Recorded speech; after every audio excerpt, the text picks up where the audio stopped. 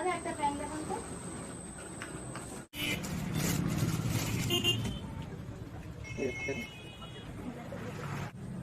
দাদা এই প্যান্টটার দাম কত?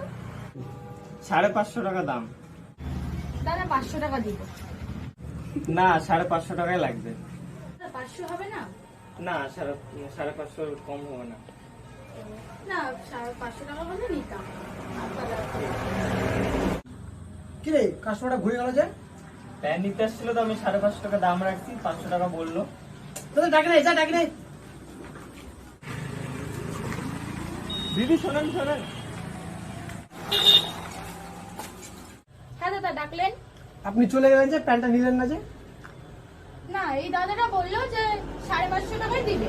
আমি বললাম না 500 টাকা হলে নিব। না, 550 টাকাই লাগবে। আরে দোকানের মালিক আমি, ওই কে বললাম 550 টাকা লাগবে। কেমন লোক রে ভাই, দিবি না তো অপমান করে কি আছে? বাপরে যাও, আর আপনার দোকানে আসবো না।